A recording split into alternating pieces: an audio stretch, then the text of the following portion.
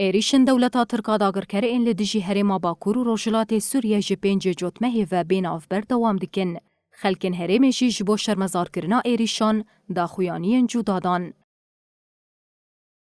بناوی ملت باکور و روجلات سوری، بناوی خلک باجار قامشلی، مجلس نافچه قامشلو بداخویانیه که ایریشن دولتا ترکین لدیجی ناوندین خدمت شرمزار کره و سوزا مزین کرنا آستا برخودانه دا. مجلس داخویانیه خود گود دولتا ترکا داگر کرد دخواز آرامی هریم تک ببه و خلک رسن کوچبر بکه. هر وها حول ده دستکفتین شورش جناف ببه.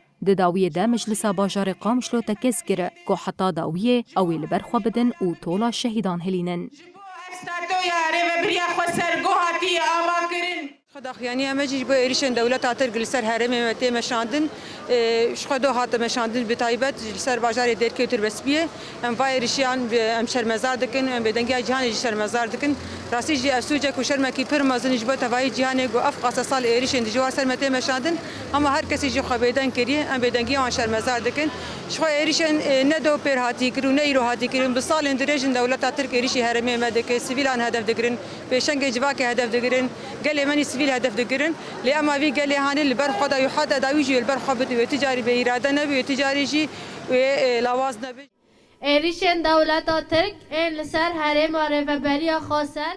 مجلس مالباتن شهیدان یا هرم عفرین و شهبایه بداخویانیه که ایریشن دولتا ترک آداگر کر این لدیجی هرم شرمزار کره. داخویانیه ده هاتا گوتن کو پشتی اره کرنا هف پیمانا جواگیش آلی رفبریا خسر و دولتا ترک آداگر کر جارکدن بناسازی هرم باکور و روشلات سوریه هدف گرد. هر وها هاتا گوتن کو چقاس دولتا ترک لدیجی ما ایریشان پیک بینه اوی تجاری دست چه خاکا خبر نادن.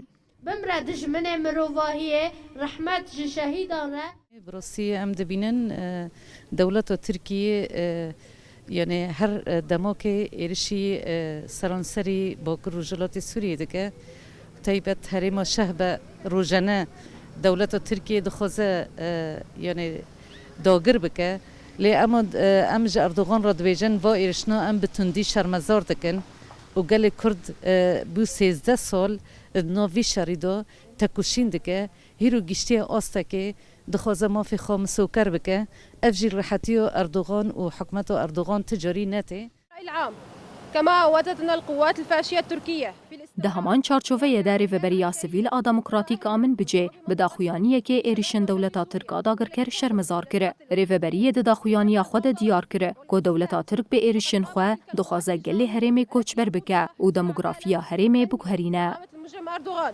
باستهداف وتدمير المنشآت الخدمية من آبار للنفط ومصافي النفطية ومحطات الكهرباء والمياه الخاصة للشرب بواسطة طيرانه الذي يمثله يده المجرمة والتي تهدف جميعها للضغط علينا وعلى إرادتنا للتخلي عن مبادئنا وخلق الوهن.